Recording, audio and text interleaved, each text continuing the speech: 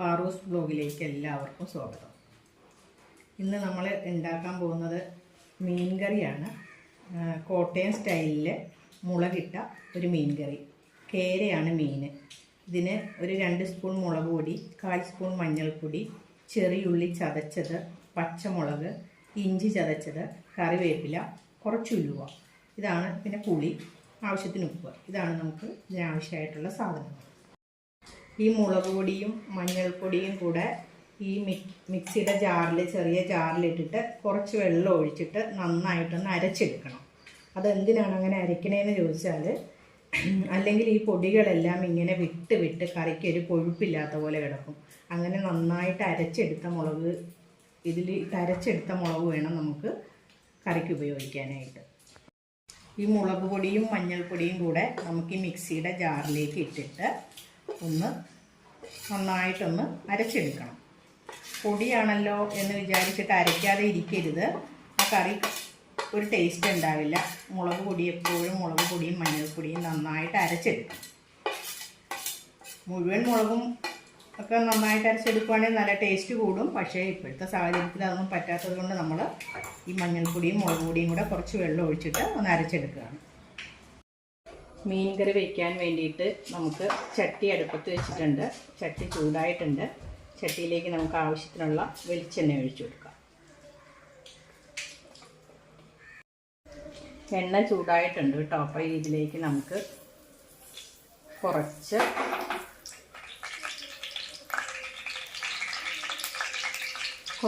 ഉലുവ ഇട്ട് കൊടുക്കാം.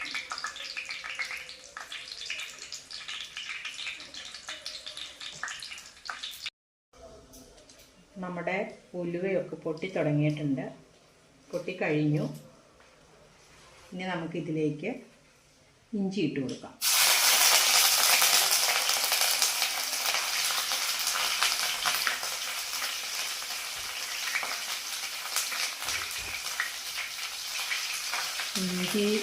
ഇഞ്ചിയുടെ ആ പച്ചക്കുത്തൊന്ന് പോയി കഴിയുമ്പോൾ നമുക്ക് ഇതിലേക്ക് ചെറിയുള്ളി, ചുവന്നുള്ളി, ഒരു 4 ചുവന്നുള്ളി ഉണ്ട് കേട്ടോ, ഇതിട്ട് കൊടുക്കാം.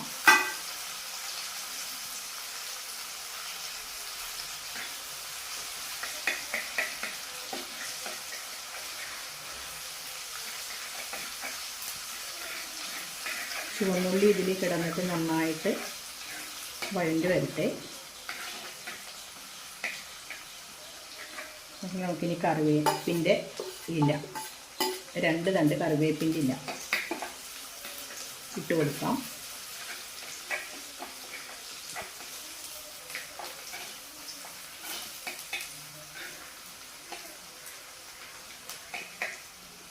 പച്ചമുളക് ഇട്ട് കൊടുക്കാം.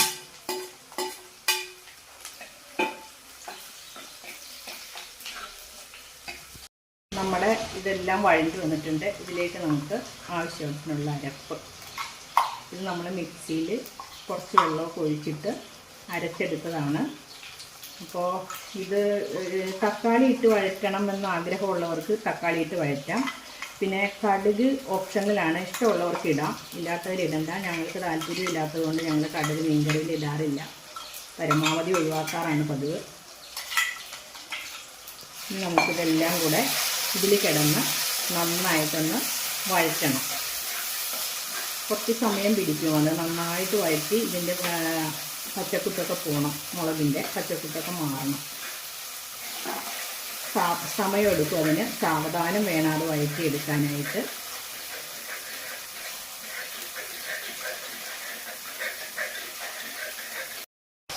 ഇനി ഇത് നമുക്കൊരു 5 മിനിറ്റ് സമയം ലോ ഫ്ലെയിമിൽ ഒന്ന് മൂടി വയ്ക്കണം. അപ്പോഴേക്കും ഇതിൻ്റെ എണ്ണയൊക്കെ തെളിഞ്ഞ് നല്ല ഭംഗിയായിട്ട് വരും. തുറന്ന് നോക്കാം. ഇപ്പോൾ നമ്മുടെ കറിയുടെ എണ്ണയൊക്കെ നന്നായിട്ട് തെളിഞ്ഞ് വന്നിട്ടുണ്ട്.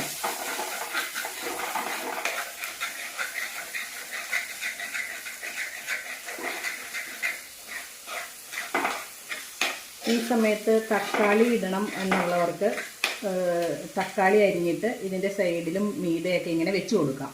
അപ്പോൾ അത് നന്നായിട്ട് വഴണ്ട് നല്ല ഒരു ഗ്രേവി ആയിട്ട് അത് വരും. അപ്പോൾ കറിക്ക് നല്ല കൊഴുപ്പുണ്ടാവും. പിന്നെ അത് കൂടാതെ ഭയങ്കര കൊഴുപ്പ് വേണം എന്നുള്ള ആഗ്രഹമുള്ള ആൾക്കാർക്ക് ഇത് ഈ നമ്മൾ മുളക് മിക്സിയിൽ പൊടി അരയ്ക്കുന്ന സമയത്ത് ഒരു തക്കാളിയോ തക്കാളിയോ ഒക്കെ മുറിച്ച് നമ്മൾ അതിലിട്ട് അരച്ചെടുക്കാം. അപ്പോഴും കറിക്ക് നല്ല കൊഴുപ്പുണ്ടാവും. അത് നമ്മൾ ഓരോരുത്തരുടെ ഇഷ്ടമാണത്. നല്ല കൊഴുപ്പുള്ള കറി വേണോ അതോ കുറച്ചിങ്ങനെ ലൂസായിട്ടുള്ള കറി വേണോ, തിക്കായിട്ടാണോ ലൂസായിട്ടാണോ വേണ്ടതെന്നൊക്കെ നമ്മൾ ആലോചിച്ച് വേണ്ടതുപോലെ ചെയ്യാം. നമ്മളുടെ ഈ മസാലകളുണ്ടല്ലോ, ഇത് നമ്മളിങ്ങനെ എണ്ണയിലിട്ട് വഴറ്റി കഴിയുമ്പോൾ ഇതിങ്ങനെ വെള്ളമൊക്കെ വറ്റിയിട്ട് ഇതിങ്ങനെ നല്ല കണ്ടോ, ഇതിപ്പോൾ ഒരു ബോൾ പോലെ നമുക്ക് ഉരുട്ടിയെടുക്കാം. ആ ഒരു സ്റ്റേജിലേക്ക് ഈ മസാലകൾ വരണം. അപ്പോഴാണ് കറിക്ക് നല്ല ടേസ്റ്റ് ഉണ്ടാവുന്നത്. അല്ലെങ്കിൽ വെറുതെ മുളക് കാരം ഒക്കെ ചുവയ്ക്കും. പിന്നെ കറിയുടെ ക്വാണ്ടിറ്റി നമ്മൾ കുറച്ച് കറി ടേസ്റ്റോടുകൂടെ കഴിക്കാം, കൂടുതൽ കറി അല്ലാതെ ടേസ്റ്റ് കുറവാണെങ്കിലും കൂടുതൽ കറി കഴിക്കാം. അങ്ങനെയൊക്കെ നോക്കുമ്പോൾ മല്ലിപ്പൊടി ഇതിലൊരു സ്പൂൺ ചേർക്കാം. അങ്ങനെ കറിയുടെ ക്വാണ്ടിറ്റി നോക്കുന്നവർക്ക് ഒരു സ്പൂൺ മല്ലിപ്പൊടി ചേർക്കാം. പക്ഷേ കറിയുടെ ടേസ്റ്റ് തന്നെ മാറും. ആ ടേസ്റ്റ് ഞങ്ങൾക്ക് താല്പര്യമില്ലാത്തത് കൊണ്ട് ഞങ്ങൾ മല്ലിപ്പൊടി ചേർക്കാറില്ല. ഇനി നമുക്കിതിലേക്ക് ആവശ്യമുള്ള വെള്ളം ഒഴിച്ചു കൊടുക്കാം. ഇതിപ്പോൾ നമ്മൾ ആ മുളകരച്ചതിൻ്റെ മിക്സിയിൽ കഴുകിയ ആ വെള്ളമാണ്. ഈ വെള്ളം ഒഴിച്ചു കൊടുക്കാം. വെള്ളം വേണം, കുറച്ചുകൂടി ഒഴിച്ചു കൊടുക്കാം. ആവശ്യത്തിന് വെള്ളം ഒഴിച്ചു കൊടുക്കാം.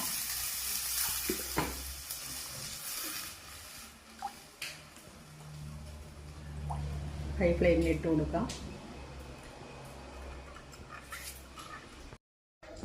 ഇനി നമ്മളുടെ ഈ കറി ഒന്ന് തിളച്ച് വരട്ടെ കേട്ടോ.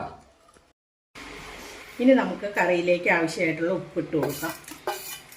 ഉപ്പ് കുറച്ചിട്ടാൽ മതി. എന്നിട്ട് വേണമെങ്കിൽ നമുക്ക് കുറവുണ്ടെങ്കിൽ പിന്നെയും ചേർക്കാമല്ലോ.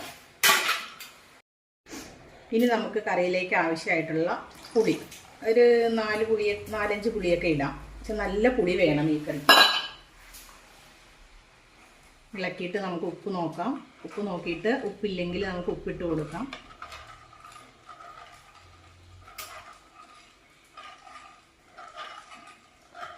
ഉപ്പും പുളിയൊക്കെ പാകത്തിനുണ്ടോ എന്ന് നോക്കിയതിന് ശേഷം മീനിട്ടാൽ മതി. അപ്പം നമുക്ക് നോക്കുന്നതിന് കുഴപ്പമില്ലല്ലോ. അപ്പം പിന്നെ ഈ ചട്ടിക്കൊരു ചരിത്രമുണ്ട് കേട്ടോ. ഞാൻ 4 ചട്ടികൾ ഒന്നിച്ച് കഴുകാനായിട്ട് ഇങ്ങനെ എടുത്തുകൊണ്ട് വന്നപ്പോൾ ചട്ടി എല്ലാം കൂടെ എൻ്റെ കയ്യിൽ നിന്ന് സിങ്കിലോട്ട് വീണ് 3 ചട്ടി പൊട്ടിപ്പോയി. ഈ ചട്ടിക്ക് മാത്രം കുറച്ച് കേടുപാടുകളൊക്കെ സംഭവിച്ചു. എന്നാലും അത് 1 പൊട്ട്, 2 പൊട്ട്, 3 പൊട്ട് ഇത്രയും പൊട്ടോടുകൂടെ എനിക്ക് കിട്ടി.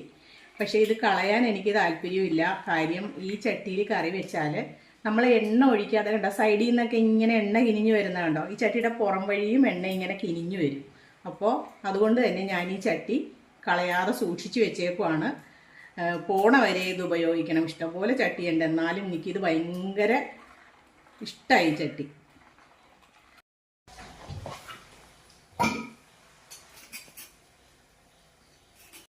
നമ്മളുടെ ഈ അരവുകളെല്ലാം നന്നായിട്ട് തിളച്ചിട്ടുണ്ട്. അപ്പോൾ ഈ സമയത്ത് നമുക്ക് മീനിട്ട് കൊടുക്കാം. എങ്കിലേ ആ മീനിലേക്ക് ഉപ്പ്, പുളി, എരിവ് എല്ലാം നന്നായി പിടിക്കത്തുള്ളൂ. അപ്പോൾ അതുകൊണ്ട് നമുക്ക് മീനിട്ട് കൊടുക്കാം. കേരയാണ് കേട്ടോ ഇത്, കേര. ബോൺലെസ് ആണ്.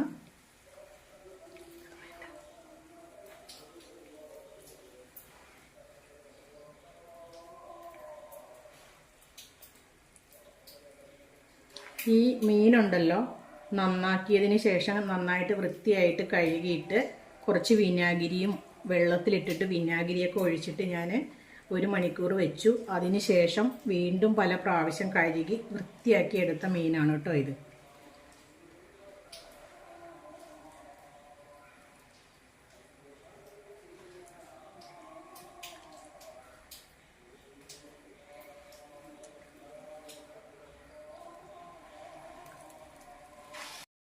മീനിട്ട് കൊടുത്തു. ഇനി നമുക്കൊന്ന് പതിയെ ഇളക്കി കൊടുക്കാം. ചട്ടിയോടുകൂടെ എടുത്തിട്ട് ഇങ്ങനെ കറക്കി കൊടുക്കാം. പണ്ട് അമ്മമാരൊക്കെ അങ്ങനെയാണ് ചെയ്തിരുന്നത്. പക്ഷേ ഇതൊന്നും പൊടിഞ്ഞു പോകില്ല എന്ന് ഉറപ്പുള്ളത് കൊണ്ട് ഞാൻ ഇങ്ങനെയൊക്കെ ഇട്ട് ഇളക്കാറൊക്കെ ഉണ്ട് കേട്ടോ. എൻ്റെ മീനൊന്നും പൊടിഞ്ഞൊന്നും പോവാറില്ല. ഞാനിങ്ങനെയൊക്കെ ചെയ്യും. ഇതുവരെയും പ്രശ്നങ്ങളൊന്നും ഉണ്ടായിട്ടില്ല. പക്ഷെ കരിമീനാണെങ്കിൽ ഞാൻ ഇങ്ങനെ ചെയ്യാൻ പറ്റത്തില്ല കേട്ടോ, പൊടിഞ്ഞു പോകും. ഈ മീനൊക്കെ ഇങ്ങനെയൊക്കെ ചെയ്യാം നമുക്ക്, കുഴപ്പമില്ല. ഈ കറി ഇവിടെ ഇരുന്ന് തിളച്ച് കുറുകി വറ്റിയൊക്കെ വരട്ടെ കേട്ടോ. നമുക്ക് ഒന്നിങ്ങനെ ചെരിച്ച് അടച്ചു വയ്ക്കണം. ചെരിച്ചടച്ച് വയ്ക്കുമ്പോൾ നന്നായിട്ട് എണ്ണയൊക്കെ തെളിഞ്ഞു വന്നോളൂ. നമ്മുടെ കറി ഏകദേശം ശരിയായിട്ടുണ്ട്. ഇനി ഇതിലേക്ക് നമുക്ക് പച്ചക്കറിവേപ്പില, ഇതൊക്കെ ഓപ്ഷണലാണ് കേട്ടോ. ഒരു ലേശം പച്ച വെളിച്ചെണ്ണ, ഞങ്ങൾ വെളിച്ചെണ്ണയുടെ ആളുകളാണ്, അതുകൊണ്ടാണ് ഇങ്ങനെ വെളിച്ചെണ്ണ എല്ലാത്തിലും ലാസ്റ്റ് ഒഴിക്കുന്നത്. ഇത്രയും ഒഴിച്ച് കഴിഞ്ഞപ്പോഴേക്കും നമ്മുടെ കറി റെഡിയായി. കണ്ടോ, നല്ല കുറുക്ക് പോലത്തെ കറി. കുറച്ച് ക്ഷമയൊക്കെ വേണം, സാവധാനം വേണം ഇത് വറ്റിച്ചെടുക്കാനെങ്കിലേ ഇതുപോലെ എണ്ണ തെളിഞ്ഞ് വരുള്ളൂ. അപ്പോൾ നമ്മുടെ മീൻ കറിയും ചെമ്മീൻ ഫ്രൈ ഒക്കെ റെഡിയായി. അപ്പോൾ അതുകൊണ്ട് നമുക്ക് ചോറുണ്ണാനുള്ള പരിപാടിയാണ്.